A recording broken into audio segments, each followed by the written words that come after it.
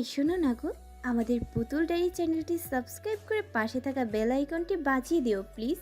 আর গল্পটি ভালো লাগলে অবশ্যই লাইক কমেন্ট করে শেয়ার করে দিও। ধন্যবাদ।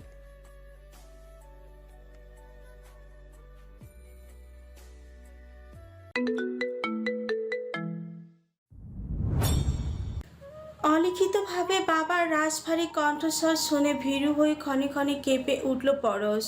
অমনীয়ভাবে খামচে ধরল ভাইয়ের বলিষ্ঠ হাত। থেমে থেমে তাকালো ভাইয়ের মুখপানে। বোনকে ধাতস্থ করল সানাম চৌধুরী। বোনের হয়ে বাবাকে তাৎক্ষণিক জবাব দিল। আসাদুল্লাহর ছেলে মুশফিক।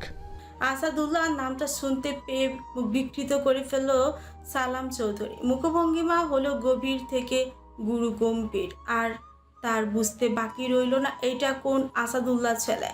রাজনৈতিক ঝামেলাগুলো সচরাচর সালাম চৌধুরী বাড়িতে কাউকে কিছুটি জানায় না।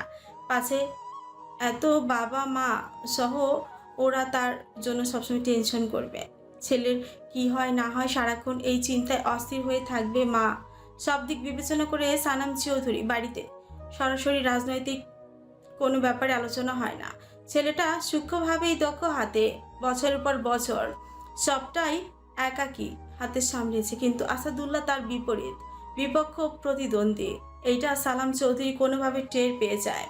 সে সময়টা থেকে ছেলের পাশে দাঁড়ায় উনি। আড়ালে আবডালে বা প্রকাশে ছেলে বিভিন্ন কাজ করে দেয়। বাড়ির সকলে রাজনীতির বিপক্ষে থাকলেও সালাম চৌধুরীও হয়েছিল ছেলের ঢাল। সবসময় তিনি রাজনীতিকে সাপোর্ট করে এসেছেন। রাজনীতির প্রতি যুবক বয়সে থেকে তার ছিল তীব্র ঝোঁক। কিন্তু বিভিন্ন কারণে আর রাজনৈতিক প্রফেশনে যাওয়া হয়নি। এরপর যখন নিজের পুত্রের মাঝে নিজের ফেলে আসা সোনালী স্বপ্ন দেখতে পায়, পুলকিত হয়ে ওঠে বাবার মন। উনি আর ঘুণাক্ষরও ছেলেকে আটকায়নি। ছেলের মাঝে নিজেকে বিচরণ করেছে। এরপর থেকেই পিতা পুত্রের ভিতর ঘনিষ্ঠ একটা সম্পর্ক তৈরি হয়ে যায়। সানাম চৌধুরী সচরাচর কোনো জটিল সমস্যার সম্মুখীন হলেই সবার আগে গোপনে জানায় বাবাকে। এরপর দুই বাপ বেটা মিলে যুক্তি পরামর্শ করে সমস্যার সমাধান খোঁজে। সালাম চৌধুরী ঘটনা আজ করতে পেরে রুট মেজাজি হয়ে যান। মুহূর্তেই সেই রুটটুকু নীরবে গিলেও ফেলেন। বিড়বিড় করে মস্তিষ্কের সাথে হলো কথনশীল। জগতের ভালোবাসার জন্য আর কোনো মানুষ ছিল না। শেষমেশ আসাদুল্লাহর ছেলেকেই পেলে। আমাদের চিরশত্রুর ছেলের সাথে কনিষ্ঠতম কন্যার প্রণয়। বা ভেরি ইন্টারেস্টিং। লোকটা সূক্ষ্ম এই কথা কারো কর্ণগোচর হলো না। পরক্ষণে মেয়ের থেকে মুখ ফিরিয়ে নিল বাবা। অন্যদিকে তাকিয়ে শুধালো। ছেলেটাকে এক্ষুনি খবর দাও, বিয়ে একাকী করেছো। ভালোই হলো। না হলে তোমার আজই আমি বিয়ে পড়িয়ে দেব। এরপর তুমি আমার বাড়ি থেকে চিরজীবনের জন্য বেরিয়ে যেও পরশ। আর কোনোদিনও যে এই বাড়ির আশেপাশেও তোমাদের আমি না দেখি। যা শুনে আটকে উঠল পরশ। উদ্বিগ্নতার সহিত দাঁড়িয়ে গেল সে। এরপর উত্তেজিত কণ্ঠে শুধালো। না না, আমি ওদের চাই না, চাই না বাবা। বিশ্বাসঘাতক ওদেরকে আর কোনো জায়গা নেই আমার বক্ষস্থলে। ওরা ওরা মেয়েকে মাঝ পথে থামিয়ে দিয়ে ধমকে উঠল বাবা। বলল, জাস্ট স্টপ। আমি তোমার আর কোনো কথাই শুনতে চাই না। তোমার মতো অকৃতজ্ঞ মেয়েকে জন্ম দিয়ে আমি বড়সড় এক পাপ করেছি। আর এই সব কিছুকে তোমরা ছেলে খেলা মনে করো। এই খেললে ভালো না লাগলে খেলনাগুলো ছুঁড়ে ফেললে। তোমাদের এই ক্ষণিকের মোহমায়া অনুভূতির জন্য অকালে ঝরে যায় 100 প্রাণ। আরে এইসব করার আগে একটিবার ভাবলে না এই নবজাত প্রাণটার কি হবে? চিন্তা করছো কখনো? করনি তো। ভুল যখন করেছো, শাস্তিও তোমার প্রাপ্য। কি ভাবছো আমি তোমার ভুলকে প্রশ্রয় দিব? কখনো না। যে মেয়ে বাবা মা পরিবারের কারো কথা ভাবেনি, তাকে নিয়ে আমরা ভাববো না? আর অনেক তো হলো। তুমি এক্ষুনি এই মুহূর্তে বেরিয়ে যাও আমার বাড়ি থেকে। বাবার কর্কশ গলার গর্জন শুনে পরশের বক্ষস্থল থেকে হিম শীতল এক উন্নাসিক ঝড় বই গেল। সেই ঝড়ের তীব্রতা তছনছ করে ভেঙে দিল কিশোরী মেয়েটার বেঁচে থাকার একটুখানি আশার আলো। অভিশঙ্কায় হাউমাউ করে কেঁদে কুটে বুক ভাসালো সে। অদ্ভুত এক যন্ত্রণায় বক্ষস্থল হলো তীব্র ভারী। এই যেন মৃত্যু যন্ত্রণার পীড়া। একটা পুরুষের ভালোবাসা এতটাই বিষাক্ত ছিল তার জন্য। এই বিষ সহ্য করার মতো প্রতিরোধ শক্তি নেই ছোট্ট মেয়েটার মাঝে। সহ্য শক্তি তার সাথে কুলিয়ে উঠতে না পেরে পুনরায় অচেতন হয়ে গেল। ফ্লোরে লুটিয়ে পড়ল দেহখানা। সে দেহ মেঝেতে পড়তে নিয়েও পড়ল না। এর আগেই তাকে আগলে নিল সানাম চৌধুরী। এগিয়ে আসলো রাত্রিপ্রিয়াও। সানাম চৌধুরী বোনকে শক্ত হাতে আগলে রেখে একবার বাবার মুখপানে দৃষ্টি বুলালো, এরপর ভাবলেশীন ভাবে লোচনে বলেও দিল ও কোথাও যাবে না বাবা, পরশ এই বাড়িতেই থাকবে। বাবার রাজভরিক কথার বিপরীতে ছেলের আন্তরিক আহ্বান শুনে ক্ষিপ্ত হলো বাবা। ছেলেকে করলো রুড প্রত্যাখ্যান। বলল, তুমি চুপ থাকো সানাম, আমার মেয়ে, ওর ব্যাপারটা আমাকে বুঝতে দাও। বাবা রুষ্ট ভাষে কথায় মোটেও টলল না সানাম চৌধুরী। তার মুখের উপর বলে দিল, তোমার মেয়ে, তুমি যা ইচ্ছে করতেই পারো, তবে বাবা ভুলে যেও না আমি ওর বড় ভাই। ছোট বোনের প্রতি আমারও বেশ কিছু দায়িত্ব কর্তব্য রয়েছে। আমার বোনের বিষয়টা আমাকে বুঝতে দাও বাবা, তুমি আমার সাথে লাগতে এসো না। তুমি কি আমাকে চ্যালেঞ্জ করছো সানাম? হুম, মোটেও না বাবা, এই বিষয়টা বড্ড জটিল। এখানে আমি আমাদের পরশের একার দোষ দিব না, এখানে আমাদেরও সবার কিছু ত্রুটি রয়েছে।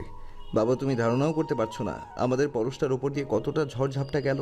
ও বাবা, তুমি তোমার রুমে যাও, আমি তোমার সাথে এই বিষয়ে পরে খোলামেলা আলোচনা করব। তুমি আর ঝামেলা করো না। ভ্রাতুপুত্রের সাথে যোগ দিলেন রায়হান চৌধুরীও।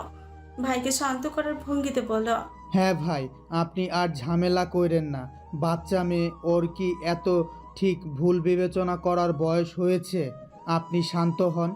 সবটা শুনে আমরা সবাই মিলে আস্তে ধীরে সমস্যার একটা সমাধান করে ফেলব। আপনি চিন্তা কইরেন না ভাইজান। স্ত্রী ও পুত্র ও ছোট ভাইয়ের কথায় খানিকটা দমে গেলেন সালাম চৌধুরী।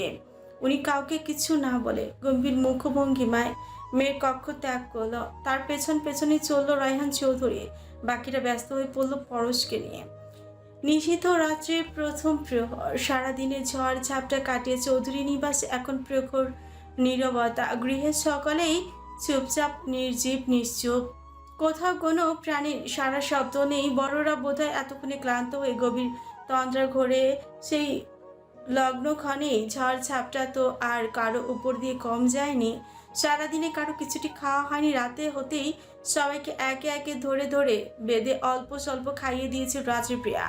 শ্বশুর শাশুড়িকে প্রয়োজনীয় জিনিস, ওষুধপত্র দিয়ে তাদের আগে আগে ঘুমাতে পাঠিয়েছে। কন্যার বিলাপ মনে মানুষ দুটো অসুস্থ হয়ে পড়েছেন। চিন্তিত রায়হান চৌধুরী ও রোকসানা চৌধুরীও। তাদের সবাইকে আজকের মতো এক হাতে সামনে নিয়েছে রাত্রিপ্রিয়া। রাতের কাজকর্ম দ্রুত সেরে থেকেছেন পরশের কাছাকাছি।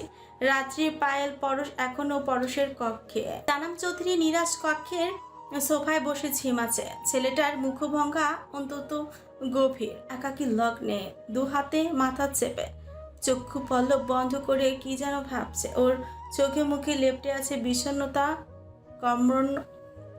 কর্মণ্য শক্তপোক্ত সানাম চৌধুরীর আজ নিজেকে বজ্র ক্লান্ত লাগছে। শক্ত হাতে সে সবার সবটা সামনে নিলেও না হয়, কিন্তু নিজেকে কি করে নিবারণ করবে? দিন শেষে কার্যোপযোগী মানুষগুলো যে প্রলোভিত, অবসাদগ্রস্ত হয়ে যান, তবুও তারা কাউকে বুঝতে দেন না। আমরা সচরাচর তাদের বুঝতে চাই না। এই যে বলিষ্ঠ সচল নেতা সানাম চৌধুরী, একাকী নিজের সাথে গুমড়ে গুমড়ে বিষণ্ণ ভঙ্গ হৃদয়ে পুড়ছে, বক্ষস্থলে ধীরে ধীরে হচ্ছে বাইরে। কেউ কি তার ব্যথা অনুভব করছে? করলো বোধহয় একজন।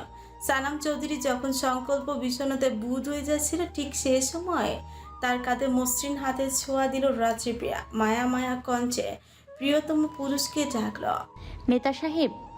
আকস্মা শরীরে কারো ছোঁয়া অনুভব করে তড়াক করে চক্ষু পল্লব খুলে ফেলল সানাম চৌধুরী। চক্ষুদয়ের সম্মুখে অনেকক্ষণ পর তার মনোহরিণীকে দেখতে পেয়ে অল্প স্বল্প হাসল যুবকটি। তাকে কিচ্ছুটি বলতে না দিয়ে রাত্রিপ্রিয়া পুনরায় আবার শুথালা। নেতা সাহেব, বলো। এখনো সোফায় বসে আছেন যে, শুয়ে পড়বেন না? অপেক্ষা করছিলাম তোমার। আচ্ছা চলুন শুয়ে পড়ি। সানাম চৌধুরী দাঁড়ালো না, কয়েক মুহূর্ত চুপ থাকলো। পরবর্তীতে জানতে চাইল, পরশ ঘুমিয়েছে? হ্যাঁ, অনেক ক্লান্ত মেয়েটা, মাথায় হাত বুলিয়ে দিচ্ছিল আপু। একটু আরাম পেয়ে সে কখন ঘুমিয়েছে। যা শুনে গোপনে দীর্ঘশ্বাস ছাড়ল সানাম চৌধুরী। পরবর্তী আবার জানতে চাইল। চুপ কে আছে এখন ওর সাথে? বড় আপু তানহা, ওরা দুজন শুয়েছে আজ। হয়ে গেল সানাম চৌধুরী একইভাবে বসে রইল, যা দেখে স্বামীর পাশ ঘেঁষে বসল রাত্রিপ্রিয়া মসৃণ হস্তে নিজের দিকে প্রিয় পুরুষের মুখ ঘুরিয়ে নিল অবলীলায়। এরপর তার চোখে চোখ রেখে জানান দিল। নিজেকে বড্ড ক্লান্ত লাগছে তাই না নেতা সাহেব? মাথা ধরেছে নিশ্চয়ই, আমার কোলে মাথা রাখুন। নিথরতা একটু জিরিয়ে নিন, আমি আপনার ছায়া হব, বিষণ্ণতায় সঙ্গী হব। মাথায় হাত বুলিয়ে দিই। প্রগাঢ় প্রতিটি মানুষের বুকের ভেতর কিছু লুকায়িত কষ্ট থাকে, যা কেবল দীর্ঘশ্বাসে প্রকাশ পায়। হৃদয়ের গহীনে কিছু চাপা নীরব অভিমান থাকে, নিজেকে নিয়ে থাকে সুপ্ত অভিযোগ। একসময় কাছের মানুষেরা কারো আদর মাখা সহানুভূতি পেলেও সেসব হাউমাউ করে বক্ষস্থল থেকে বেরিয়ে আসে তৎক্ষণাৎ। ঠিক এই মুহূর্তে শক্ত আবরণযুক্ত সানাম চৌধুরীও তার ব্যতিক্রম নয়। দৃঢ়মুষ্টি মর্মযন্ত্রণা মাঝে প্রিয়তমা স্ত্রীর একটুখানি কাছে একটুখানি কোমল ছোঁয়াতে সেসব পাগল করে বেরিয়ে আসলো অবাধে। নিজেকে ভেঙে চুড়ে জানান দিতে তাৎক্ষণিক ছেলেটা মরিয়া হয়ে উঠল, ক্ষীণ কণ্ঠে বলল। জানো বউ, কি হয়েছে? নীরস প্রিয়তমা স্বামীর ক্ষীণ বাক্য শুনে রাত্রিপ্রিয়া তাকে নীরবে আশ্বাস দিল, মোলায়েম গলায় সুথালো। হ্যাঁ হ্যাঁ বলুন না কি হয়েছে, আমি আপনাকে জানতে চাই, আপনার সাথে জড়িত প্রতিটি ঘটনা শুনতে চাই নেতা সাহেব। অতপ্রতভাবে ভাগীদার হতে চাই আপনার সুখ দুঃখে। আপনি যে ঠিকঠাক নেই সে আমি তখনই বুঝেছি। এখন বলুন না কি হয়েছে। পরশের এসবের জন্য দায়ী কে জানো বউ? কে? কি? আমি আমি আমি দায়ী। অপরাধীর ন্যায় বর্ষণ মুখর গলায় নিজেকে দোষারোপ করল সানাম চৌধুরী, যা শুনে আশ্চর্যিত হয়ে যান সপ্তদোষী মেয়েটা। অবিশ্বাস্য কণ্ঠে অধীরতা নিয়ে শোধাল। কি সব আবোল তাবোল বকছেন নেতা সাহেব? পাগল টাগল হয়ে গেলেন নাকি আপনি? আমি মোটেও আবোল তাবোল বকছি না বউ, শুধুমাত্র আমার জন্য আমার নিষ্পাপ বোনটার আজ এই অবস্থা। এসবের জন্য একমাত্র আমিই দায়ী, আমি। বলতে বলতে উন্মত্ত ক্ষিপ্ত হয়ে উঠে দাঁড়ালো ছেলেটা। উত্তেজিত হয়ে মুষ্টিবদ্ধ করলো হাত, দেয়ালের দিকে উদ্যত হলো নিজেকে আঘাত করার জন্য। তৎক্ষণাৎ তড়ি ঘড়ি করে তাকে আটকে দিল রাত্রিপ্রিয়া। প্রিয়তমা পুরুষকে দু হাতে জড়িয়ে ধরে বলল। এ কি করছেন? দেখি শান্ত হন। আমি মোটেও শান্তি পাচ্ছি না বউ, আমার নিজেকে বড় অশান্ত লাগছে। আপনার জন্য আমি আছি না নেতা সাহেব? আমি আপনার সব দুঃখ ঠিক করে দিব, ভুলিয়ে দিব বিষণ্ণতা। এবার বলুন তো কি নিয়ে আপনি এত আপসেট? আসুন না আমার সঙ্গে, বিছানায় বসি প্লিজ। একটু তো শান্ত হন নেতা সাহেব, আপনাকে এভাবে দেখতে আমার ভালো লাগে না। এতে খানিকটা স্থির হলো সানাম চৌধুরী, তাকে এক হাতে ধরে বিছানার মাঝ বরাবর বসিয়ে দিল রাত্রে। নিজেও বসল স্বামীর গা ঘেঁষে, ভরসা দিয়ে নিজের মসৃণ হাতের মুঠোয় আবদ্ধ করলো অশান্ত ছেলেটার বলিষ্ঠ একটি হাত। এরপর পুনরায় আবারও সবটা জানতে চাইল। সানাম চৌধুরী একে একে বর্ণনা করলো পরশের সাথে অতপ্রতভাবে যেন প্রতিটি ঘটনা, সেখান থেকে একটা শব্দ বাদ গেল না। সবটা শুনে দোলায়িত হয়ে উঠল মেয়েটার বক্ষস্থল। পরশটার জন্য বজ্র মায়া হলো, তবে সেসবকে পাত্তা দিল না রাত্রি। এই মুহূর্তে তার নেতা সাহেবকে শান্ত করে ভীষণ জরুরি। মানুষটা যে পুরোপুরি ভেঙে পড়েছেন, বারংবার দোষারোপ করছেন নিজেকে। তার মনোবল ঠিক করতে তাৎক্ষণিক উন্মত্ত হলেও রাত্রিপ্রিয়া বলল। আপনি শুধু শুধু নিজেকে দোষারোপ করছেন নেতা সাহেব। অপ্রত্যাশিত এই ঘটনায় আমাদের কারোর কোনো হাত নেই। যে মেয়েটা না বুঝে আমাদের সকলের চোখ ফাঁকি দিয়ে বিপথে পা বাড়িয়েছে, কাটারে সূচনা তো সেই করলো। সে সময় কি আপনার দম ফেলার ফুসরত ছিল নেতা সাহেব? তখন ছিল নির্বাচনকাল। মামা মামনির থেকে শুনেছি কতটা ব্যস্ত সময় কাটিয়েছেন আপনি। এমনও দিন গেছে আপনার সারাদিনের খাওয়া দাওয়া সময় হয়নি, বাড়িতে ফিরতে পারেননি, নির্ঘুম রাত পার করেছেন। এরপর বিজয়ী হয়ে নতুন নতুন পার্লামেন্ট শুরু করেছেন। কত শত দায়িত্ব, এত শত দায়িত্বের ভিড়ে এসব দেখার সময় কই? আপনিও তো একটা রক্ত মাংসে গড়া মানুষ। আর পরশের মতো মেয়ে এরকম একটা কাজ করতে পারে, এটা ছিল আমাদের চিন্তার বাইরে। শয়তানটা ভুলিয়ে ভালিয়ে বাচ্চা মেয়েটার মগজ ওয়াশ করেছে। সব দোষ ওই শয়তানটার। ওরে মাঝপথে তাকে আটকে দিয়ে উত্তেজিত হয়ে উঠল সানাম চৌধুরী, অধৈর্য হয়ে বলল, জানো রাত, আজ বড় নিজেকে অযোগ্য মনে হচ্ছে। আমি আসলে এসবের কিচ্ছুটির যোগ্য নই। কিসের আবার জনগণের নেতা আমি, কিসের আবার নেতা সাহেব আমি? এখানে আমি ছোট্ট এরকম একটা ঘটনা আজই করতে পারলাম না। ওরা আমার নাকের ডগা দিয়ে আমার বোনটাকে দিনের পর দিন ব্যবহার করলো, আর আমি টের পেলাম না কিচ্ছুটি। সেখানে আমি কি করে আবার এত বড় একটা দেশ রক্ষা করব? আমার তো পার্লামেন্ট আরো আগেই স্বেচ্ছায় ছাড়া উচিত ছিল দেশ ত্যাগ করা।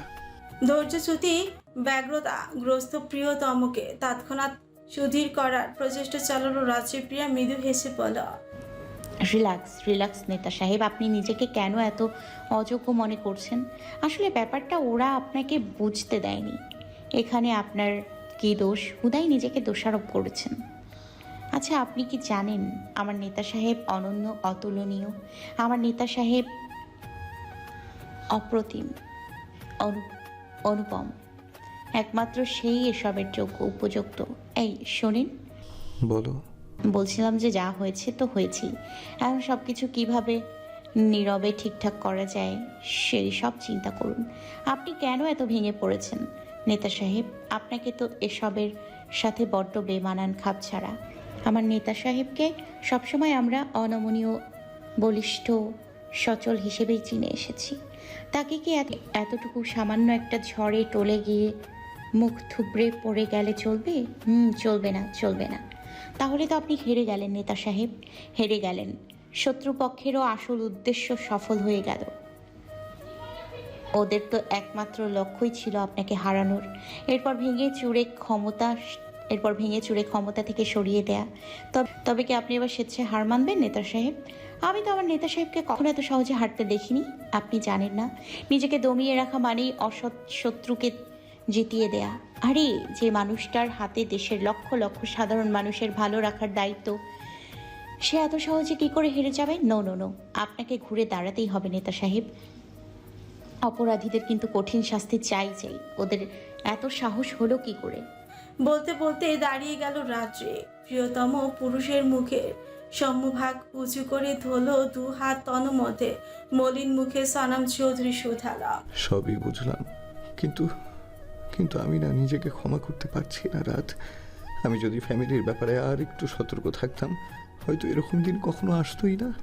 বিশ্বাস করো বউ, আমি যদি খুনাক্ষরেও টের পেতাম আমার এই রাজনীতি পেশাটা আমার আদরের বোনটার জন্য কাল হয়ে দাঁড়াবে, ট্রাস্ট মি, আমি ভুলেও এ পথে পা বাড়াতাম না। জগতে কত শত পেশা রয়েছে, সেসবের একটা বেছে নিতাম। তবু আমার শান্ত প্রিয় পরিবারটা এই দুর্দিন না আসতো, বেঁচে যেত আমার বোনটা।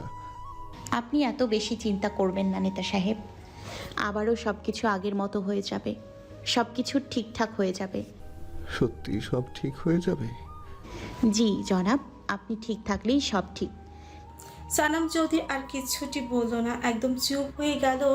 অবয়ব হলো শান্ত, হিমশীতল। এ বিষয়ে আর একটিও কথা বাড়ালো না রাত্রিপ্রিয়া। সে তাৎক্ষণিক গোছগাছ করে বিছানাটায় শোয়ার উপযুক্তি করল। এরপর নিজে উঠে বিছানার মাঝখানটায় গোল হয়ে বসলো।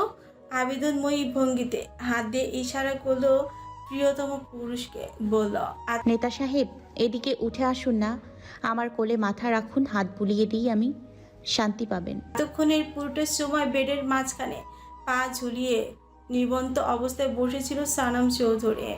বিষণ্ণ আবছায়ার মাঝে আচমকা প্রিয়তম স্ত্রীর আবেদনময়ী ডাকে সাড়া দিল ছেলেটা। অবসন্ন বক্ষস্থলের বিষাদে একটুখানি শীতল ছোঁয়া পেতে নিজের মাথা এগিয়ে দিলেও প্রিয় নারীর সন্নিকটে। রাত্রিপ্রিয়া মুচকি হেসে পরম মমতায়, পরম আদরে নিজের সাথে জড়িয়ে নিল মানুষটাকে। তৎক্ষণাৎ মসৃণ কোমল হাতের স্পর্শ দিল সানাম চৌধুরী কপালে, কপাল সহ মাথার চারিপাশে এবং পরিপাটি চুলের ডগায় হাত চালালো। আরাম পেয়ে সবেগে চোখ বন্ধ করলো সানাম চৌধুরী। নীরবে অনুভব করতে লাগলো প্রিয় মনোহরিণীর ছোঁয়া। এভাবেই নীরবতার মাঝে কেটে গেল তাদের সুন্দর কিছু মুহূর্ত। এরই মধ্যে অলক্ষিতভাবে চোখ বন্ধ অবস্থায় সানাম চৌধুরী ডেকে উঠল, বউ, হুম। আমাকে একটু নিগুড় ভালোবাসা দেবে? এই হৃদয় অনলের শিখায় পুড়ে ছাই, প্রাণহীনা নিস্তেজ। হ্যাঁ, তুমি একটু আগলে নিবে আমায়, নিবে কি কুড়িয়ে, পুড়ে ছাই হওয়া হৃদয় তোমার স্পর্শে আবার প্রাণ পাবে, আবার সজীব হয়ে উঠবে বক্ষ স্পন্দন। বলতে বলতে আঁখি পল্লব তড়াক করে খুলে ফেলল সানাম। সানাম চৌধুরী গাঢ় দৃষ্টিতে তাকালো সঙ্গিনীর মুখপানে। নেতা সাহেবের আচমকা গভীর তমসাচ্ছন্ন স্বর তার গাঢ় চোখের দৃষ্টিতে কি যেন ছিল, যা আরো একবার জানান দিল নেতা সাহেব ভালো নেই, নেতা সাহেব ভালো নেই। হু হু করে উঠল প্রেমিকা সুলভ রাত্রির কোমল মন। আঁখি পল্লব হলো ছলছলে। মেয়েটা তাৎক্ষণিকভাবে মলিন উষ্ঠে শুধালো, নেতা সাহেব, আপনার ভীষণ মন খারাপ তাই না? আমি তো ম্যাজিক জানি না। ম্যাজিক জানলে ঠিক এক মুহূর্তে ম্যাজিক করে মন ভালো করে দিতাম। আপনার এই বিষণ্ণতা আমার বক্ষস্থলে ভীষণ পীড়া দেয় নেতা সাহেব। আপনার মুখে সারাক্ষণ লেগে থাকা হাসিটাই আমায় সুখ দেয়।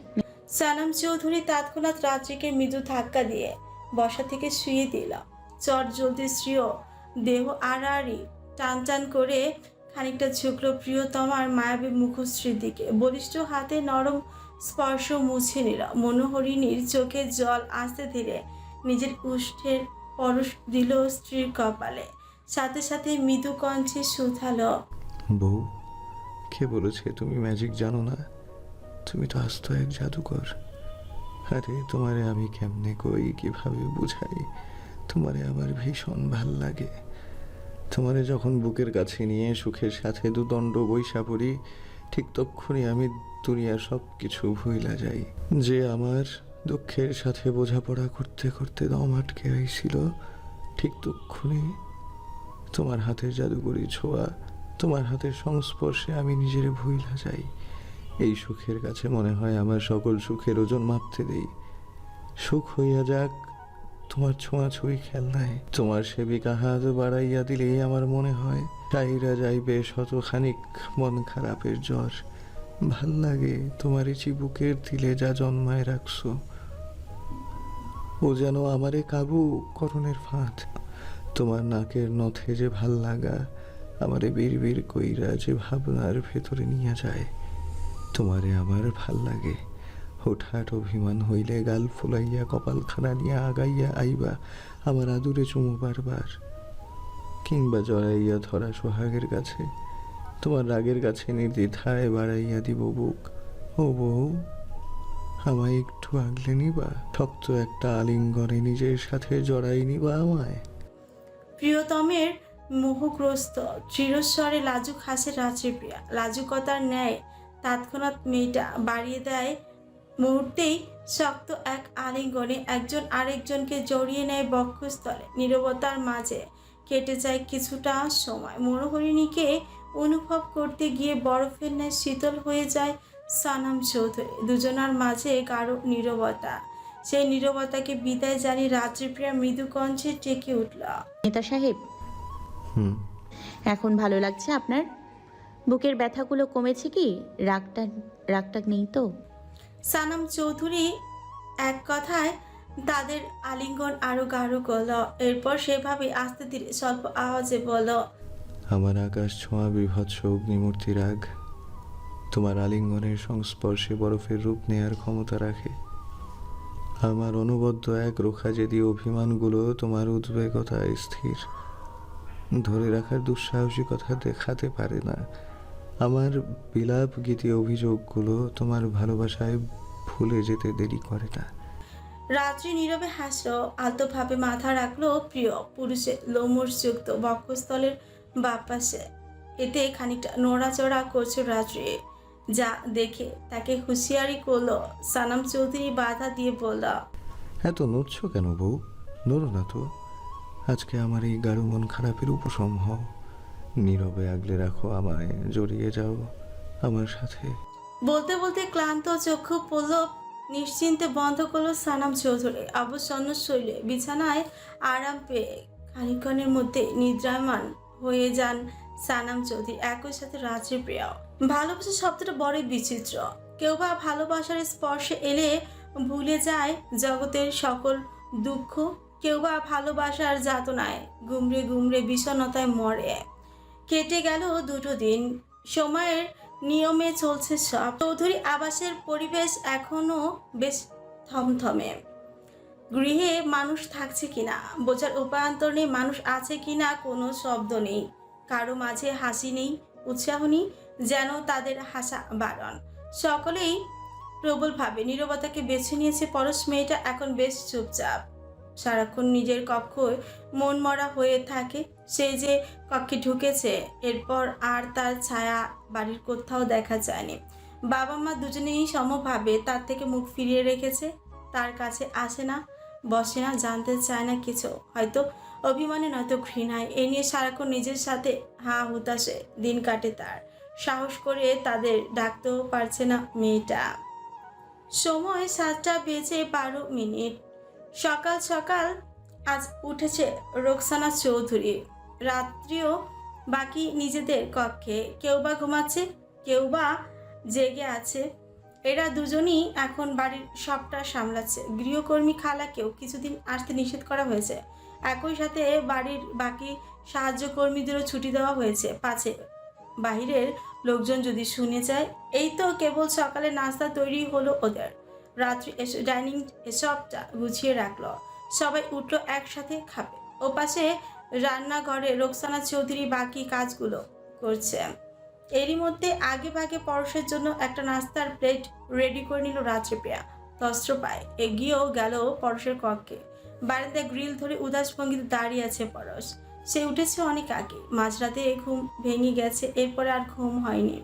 কয়েকদিনের মাঝে মেয়েটা শুকিয়ে অর্ধেক হয়ে গিয়েছে, চোখের নিচে গাঢ় কালি জমেছে, মলিন মুখ, চুলগুলো উস্কো খুস্কো অবস্থায় ছড়িয়ে ছিটিয়ে অবহেলায় পড়ে আছে পিঠে। আলগোছে দূর থেকে তাকে একবার পর্যবেক্ষণ করে নিল রাত্রিপ্রিয়া, এরপর মিহি কণ্ঠে ডাকল।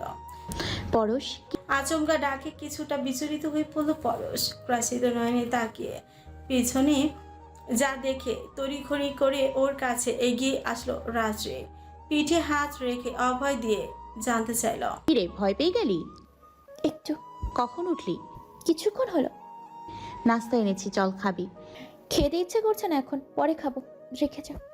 নিজের প্রতি ও খাবারের প্রতি এক ধরনের বিতৃষ্ণা নিয়ে বলল পরশ। মেয়েটার কথাখানি পুরোপুরি অগ্রাহ্য করল রাত্রি।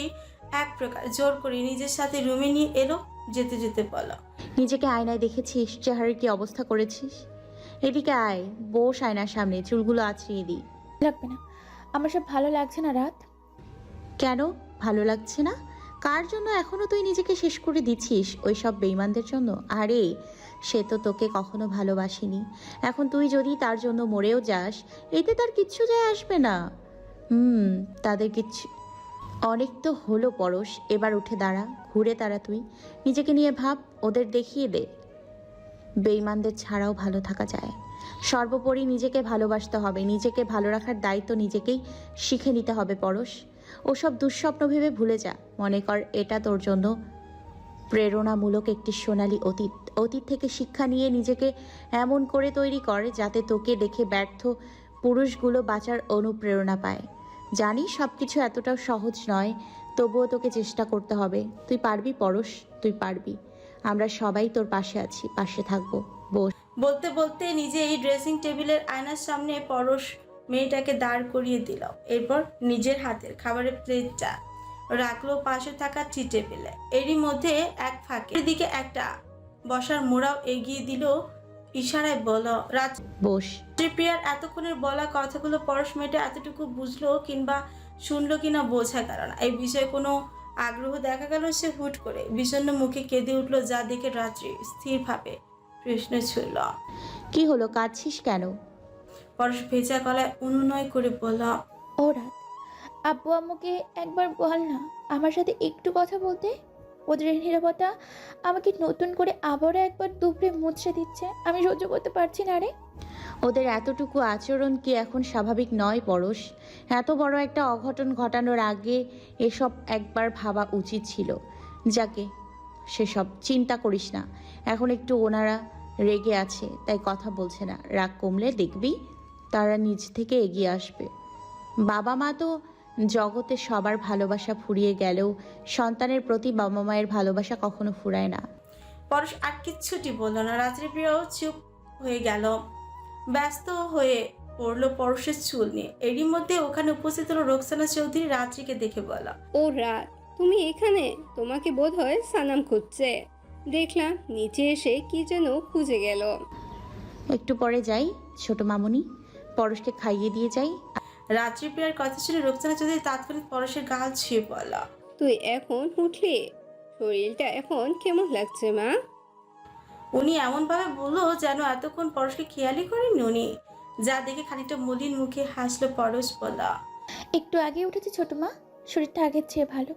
উনি আরো টুকটাক পরশের খোঁজ খবর নিল। ওদের কথার ভেতর সেখানে উপস্থিত হলো পায়েল, তানহাও। ওরাও একে একে পরশের খোঁজ নিল, ভালো মন্দ জানতে চাইলো, শরীর কেমন এখন, কেমন লাগছে ইত্যাদি। কয়েক মুহূর্ত যেতেই চার রমণীর মাঝে ছোটখাটো একটা আড্ডার আসরও জমে গেল। কিন্তু আড্ডার আর দীর্ঘ হলো না, এরই মধ্যে নিজ রুমে বসে সানাম চৌধুরী হাত ছাড়ল। রাত্রি, এদিকে এসো একটু। যা কর্ণ করে পৌঁছাতে নড়িচড়ে বসলো ওরা। আড্ডা থামিয়ে পায়েল বলল, রাত্রি তুই যা, আমি পরশকে খাইয়ে দিচ্ছি। আমরা এখানে আছি এখন। ভাইয়ের বোধ হয় দরকারি কিছু প্রয়োজন। আচ্ছা যাচ্ছি। বলে দ্রুত কক্ষ থেকে বের হয়ে গেল রাত্রি। নিজেদের কক্ষের সম্মুখে এসে ব্যতিব্যস্ত কণ্ঠে শুধালো, কি হলো হঠাৎ এভাবে ডাকলেন যে? সকাল সকাল উঠেই বাবার অফিসের কিছু গুরুত্বপূর্ণ ফাইলস নিয়ে বসেছে সানাম চৌধুরী। বাবা ও চাচা এই 2 দিনে অফিসে যায়নি। বাড়ির এই অবস্থা, এরই মধ্যে কারো কোনো অফিসিয়াল কাজকর্ম হয়নি, সবকিছু যেন আটকে আছে। এই 2 দিনের মধ্যে অফিসে একটা ছোটখাটো ঝামেলা হয়ে গেছে। ম্যানেজার সামনেছে সেসব। উনি গতকাল কিছু জরুরি ফাইল পাঠিয়েছে বাসায়, এতে তাদের সিগনেচার দরকার। সেসব ঘাটছে সানাম চৌধুরী। সামনে ল্যাপটপ, বেডের মাঝখানে গোল হয়ে বসে মনোযোগী হয়ে ল্যাপটপে কিছু টাইপ করছে ও। এমন সময় স্ত্রীর কথা শুনে সেদিকে একবার তাকালো, পুনরায় নিজ কাজে মনোযোগী হয়ে গম্ভীর কণ্ঠে বলা, কই ছিলে এতক্ষণ? কতবার ডেকেছি। সরি নেতা সাহেব, আমি শুনতে পাইনি। আমি পরশের রুমে ছিলাম তো। এখন বলুন, কিছু দরকার? বলতে বলতে সানাম চৌধুরীর কাছে এগিয়ে আসলো রাত্রিপ্রিয়া। সানাম চৌধুরী কথা বাড়লো না, বললা, হ্যাঁ দরকার তো। বাবা মা উঠেছে? বলতে পারছি না, ওনাদের তো রুম থেকে বের হতে দেখিনি। ঘুমোচ্ছে ভেবে আমি আর ডাকিনি। আচ্ছা একবার গিয়ে দেখো তো ওনারা উঠেছে কি না। না উঠলে ডাকতে হবে না, ঘুমাক আর একটু। দরজা খোলা থাকলে তুমি চুপি চুপি গিয়ে বাবার টেবিলের ওপর দিয়ে একটা ফাইল নিয়ে এসো, লাল ফিতা দিয়ে বাঁধা যে ফাইলটা। আসলে আমার হাতে এত কাজ, এখান থেকে উঠতে পারছি না। রাত্রিপ্রিয়া মাথা দুলিয়ে বিনা বাক্যে চলে যেতে নিল। তাকে আবার কি ভেবে যেন আটকে দিল। সানাম চৌধুরী বলল, এই দাঁড়াও বউ, তোমার যেতে হবে না, আমি যাচ্ছি। তুমি এখানে এসে বসো। এক কাজ করো, তবে একটা অফিসিয়াল কলাম তৈরি করো। কি পারবে না? রাত্রিপ্রিয়া কয়েক মাস আগে কম্পিউটারের কাজ শিখেছে, এই বিশেষে দক্ষ। ও আর কথা না বাড়িয়ে বলল, পারবো। সানাম চৌধুরী তবুও তাকে আরো একবার বুঝিয়ে দিল সবটা। এরপর নিজেই চলে গেল বাবার রুমে। ওনাদের কক্ষের দোর খোলাই আছে। তানিয়া চৌধুরী কপালে হাত রেখে শুয়ে আছে। সালাম চৌধুরী বারান্দায় ইজি চেয়ারে বসে বাসি পত্রিকায় মুখ ডুবিয়েছে। আলগোছে দূর থেকে সেসব একবার পর্যবেক্ষণ করে নিল সানাম চৌধুরী। এরপর দূরে দাঁড়িয়ে মৃদু আওয়াজে শুধালো, মা ভেতরে আসবো? আয়। একবার ছেলের দিকে তাকিয়ে তীক্ষ্ণ কণ্ঠে অনুমতি দিল তানিয়া চৌধুরী। সানাম চৌধুরী আস্তে ধীরে ভেতরে প্রবেশ করে বসলো মায়ের মাথার পাশে। শয়নরত মায়ের ললাটে হাত রেখে জানতে চাইলো, কেমন আছো মা? তানিয়া চৌধুরী বুক ভার হয়ে আসলো। উনি ভেজা গলায় শুধালো, তোরা যেভাবে রেখেছিস। মায়ের এ কথার পিঠে আর কোনো কথা বলার সাহস হলো না সানাম চৌধুরীর। সে গোপনে দীর্ঘশ্বাস ছেড়ে উঠে দাঁড়ালো, তস্ত্র পায়ে বাবার কাছে বারান্দায় চলে গেল। মিহি কণ্ঠে তাকেও ডাকলো, বাবা, ও বাবা। আচমকা এখানে ছেলেকে দেখে পত্রিকা থেকে মুখ সরালো সালাম চৌধুরী। এতক্ষণ সে কোনো কিছু খেয়ালই করে। হঠাৎ চোখের সামনে ছেলেকে দেখে জিজ্ঞেস করল, কখন আসলে সানাম? মাত্রই। এসেছো, খুব ভালো হয়েছে। আমিও তোমার কাছে যেতে চেয়েছিলাম একবার। আমি 2 দিন অনেক ভেবেছি, একবার তোমাকে দরকারি কিছু কথা বলা প্রয়োজন। আমিও তোমাকে কিছু বলতে এসেছি। এখান থেকে চলো বাবা, বাগারে যাই, হাঁটতে হাঁটতে কথা বলি। বেশ, তবে চলো ওখানে যাওয়া যায়। রাজকীয় চৌধুরী বাড়ির সামনে বিলাসিতা পূর্ণ বাগানে হাতে হাত রেখে আস্তে ধীরে হাঁটছে সালাম চৌধুরী ও সানাম চৌধুরী। পিতা পুত্রের এই বাঁধন অমায়িক লাগছে। ওরা হাঁটতে হাঁটতে বসলো বাগানের এক বেঞ্চিতে। এক পর্যায়ে সালাম চৌধুরী কথা তুলল। ছেলের কাঁধে ফর্সারত নিজের হাতখানা রেখে শুধালো। ও ব্যাপারে কিছু ভেবেছো সানাম? বাবার ইঙ্গিত বুঝতে অসুবিধা হলো না সানাম চৌধুরী। সে রহস্যময়ী কণ্ঠে জানালো। ভেবেছি তো, এই তো আর কয়েকটা দিন। কি ভাবলে? সানাম চৌধুরীর শাস্তি উদারতা দুটোই হয় ভয়ঙ্কর, এটা তো তুমি জানো বাবা। ছেলের কথায় খানিকটা কেঁপে উঠল সালাম চৌধুরী। সে জানে তার ছেলেটা কতটা হিংস্র। তাৎক্ষণিক ফায়ার্ত স্বরে বাবা জানতে চাইল। তোমার প্ল্যানটা কি আমাকে খুলে বলো। এসব ব্যাপারে তোমাকে কোনোভাবেই জড়াতে চাই না বাবা। এই ব্যাপারটা আমার হাতে ছেড়ে দাও। ওরা শাস্তি পাবে বাবা, কঠিন শাস্তি। ওদের মৃত্যু যন্ত্রণায় ছটফট করতে দেখলেই আমার ভালো লাগবে। বলতে বলতে ভয়ঙ্কর স্বরে হেসে উঠল সালাম চৌধুরী। ছেলেকে সতর্ক করে বাবা বলল। এইসব করতে গিয়ে নিজের ক্ষতি করো না সানাম। তুমি আমাকে ভরসা করো বাবা। করি। তাহলে এসব নিয়ে তুমি চিন্তা করো না। সানাম চৌধুরী এত কাঁচা কাজ করে না। বেশ, তবে আচ্ছা তোমাকে একটা উপদেশ দেই। দিতেই পারো। মাথা রেখো সানাম, মৃত্যুর থেকে ভয়ঙ্কর শাস্তি হচ্ছে আসামিকে বাঁচিয়ে রাখা। তবে এই বাঁচিয়ে রাখা কোনো সাধারণ বাঁচিয়ে রাখা নয়, সর্বত্র কেড়ে নিয়ে বাঁচিয়ে রাখা। তুমি যদি কাউকে পৃথিবীর সর্বোচ্চ শাস্তি দিতে চাও, তবে তাকে বাঁচিয়ে রেখো, অতঃপর তার থেকে কেড়ে নিও ক্ষমতা, অর্থ, মানসিক শান্তি। বেঁচে থাকতে কিন্তু প্রতিনিয়ত বিভিন্নভাবে আমাদের আত্মার মৃত্যু ঘটে। আমাদের প্রত্যেকের বেঁচে থাকার একটা না একটা উদ্দেশ্য থাকে, কিছু শখ থাকে। এই ধরো, কেউ ক্ষমতার পাগল, কেউ অর্থর পাগল, কেউ ভালোবাসার পাগল। এগুলো তাদের ইমোশনাল মনের খোরাক কিংবা দুর্বলতা।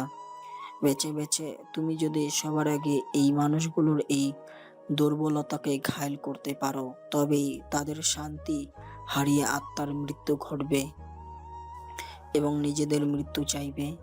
আত্মার সাথে প্রতিনিয়ত অশান্তিতে বাঁচার চেয়ে ভয়ঙ্কর শান্তি কি এই পৃথিবীতে আর হয়? এর থেকে মৃত্যুর যন্ত্রণা সহজ না। ওদের মৃত্যু হলে কিন্তু শাস্তি থেকে সহজে বেঁচে যাওয়া। আমি কি বুঝতে চেয়েছি তুমি বুঝছো সানাম? অবশ্যই বুঝেছি। আমি তোমার ছেলে না বাবা, এতটুকু না বুঝলে কি আর হয়? তোমার কথা অনুযায়ী আগে আগে সব প্ল্যানিং আমার শেষ। তুমি শুধু নীরবে দেখতে থাকো। ওকে মাই সান, বেস্ট উইস্ট তোমার জন্য। প্রতিটি পদক্ষেপে সতর্ক থেকো। চিন্তা করো না। ওর বাপ ছেলে মিলে আরো দরকারি কিছু কথা সেরে নেয়। এরপর একত্রে এসে নাস্তা খেয়ে নিল। সালাম চৌধুরী ও আনোয়ার চৌধুরী অফিসের উদ্দেশ্যে আজ বের হয়ে যান। আজ এই মুহূর্তে বাড়ির পুরুষ সদস্যগণের মধ্যে সবকিছু যেন স্বাভাবিক। এই যে নাস্তা খেয়ে নিজের কক্ষে শুয়ে বসে স্বাভাবিক অবস্থা আরামসে ফোন কাটছে সালাম চৌধুরী। তার পার্টি অফিসে যাওয়ার নাম নেই, তার মধ্যে কোনো তাড়া নেই। যা দেখে আশ্চর্য হয়েছে রাত্রিপ্রিয়া। মানুষটার ভেতরে কি চলছে কিছুই বুঝতে পারছে না সে। সকাল 10টা। রাত্রি ওপাশে সবকিছু গুছিয়ে মাত্র রুমে এসেছে একটা কাজে। এরই মধ্যে রুমে এসে কিছুক্ষণ ধরে দেখা গেল সানাম চৌধুরী পার্টি অফিসে কারোর সাথে কিসব আলাপ করছে। মাঝে মধ্যে হাসছে, তবে হাসির ধরন বড্ড অদ্ভুত, যা দেখে বিস্মিত হতবাক রাত্রিপ্রিয়া। স্ত্রীকে লক্ষ্য করে ফোন কাটে সানাম চৌধুরী। নিজের দিকে ওভাবে একদানে রাত্রিকে তাকিয়ে থাকতে দেখে জিজ্ঞেস করল, কি দেখছো? আপনি হাসছেন কেন? রাত্রির কণ্ঠে এখনো বিস্ময়। সানাম চৌধুরী যা শুনে আবারও রহস্যময়ী হাসল। এই কথা এড়িয়ে গেল সূক্ষ্মভাবে। ওসব ব্যাপারে না বলে জানতে চাইল, তুমি কিছু বলবে? তোমাকে দেখে মনে হচ্ছে আমাকে কিছু বলতে এসেছো। হ্যাঁ এসেছি তো, কিন্তু আপনাকে কেমন জানি লাগছে, কেমন করে হাসছেন। বারে, তোমার জন্য তো দেখছি আজকাল হাসতেও পারবো না। তুমি আমাকে হাসতে মানা করছো বউ? তীক্ষ্ণ বুদ্ধিমান রাত্রিপ্রিয়া বুঝতে সক্ষম সালাম চৌধুরীর কথা এড়িয়ে যাচ্ছে, তাই আর সে হয়তো এসব নিয়ে খোঁচাখুচি করল না। নিজের উদ্দেশ্যে সম্পর্কে জানালো, বলছিলাম কি, আমরা কোথাও ফ্যামিলি ট্যুরে যাই। পরশের মন খারাপ, সারাদিন রুমে বসে থাকলে একঘেয়েমি লাগে, কষ্ট লাগে। এই মুহূর্তে কোথাও ঘুরতে গেলে ওর মন কিছুটা হলেও হালকা হবে, কি বলেন? বইয়ের হঠাৎ এহেন প্রস্তাব শুনে ভ্রু কুঁচকালো সালাম চৌধুরী। বলল, এখন ফ্যামিলি ট্যুর? এই অবস্থায় সবাই যেতে চাইবে? আমি সবাইকে রাজি করাবো, এ দায়িত্ব আমার। আপনি বলুন, আপনার সমস্যা নেই তো? হুম, আইডিয়াটা খারাপ না। আমিও বলতে চেয়েছিলাম এমন কিছু, কিন্তু কিছুদিন পর তোমার না এক্সাম, এখন কি? সালাম চৌধুরীকে মাঝপথে থামিয়ে দিল রাত্রি। ও তাৎক্ষণিক মাছির তাড়ার মতো করে বলে উঠল, দূর, এক্সাম হতে এখনো বহুদিন, 1 মাস হাতে আছে। তাছাড়া আমার সাজেশন সব কমপ্লিট। শুধু পরীক্ষার রাতে একবার রিভিশন দিলেই হলো। আপনি এসব চিন্তা করেন না তো। ওকে, বেশ, তবে কোথায় যেতে চাও? রাত্রিপ্রিয়া একটু ভেবে জানালো। কক্সবাজার সমুদ্র সৈকত। কাছ থেকে প্রকৃতি, সমুদ্র দেখলে মানুষ বিষাদ ভুলতে বাধ্য। কি বলেন? সালাম চৌধুরী ওর সাথে সম্মতি জানালো, আশ্বাস দিল খুব দ্রুত সে সব ব্যবস্থা করবে। এরপর হাই তুলতে তুলতে বিছানায় শুয়ে পড়লো, জানালো। আমার ভীষণ ঘুম পাচ্ছে, একটু ঘুমাই।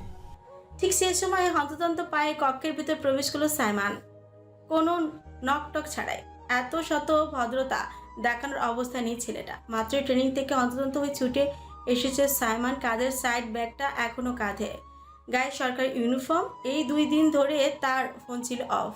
আজ ফজরে বাবার কাছ থেকে সবটা শুনে ট্রেনিং সেন্টারে আর এক মুহূর্ত দেরি করেনি সে।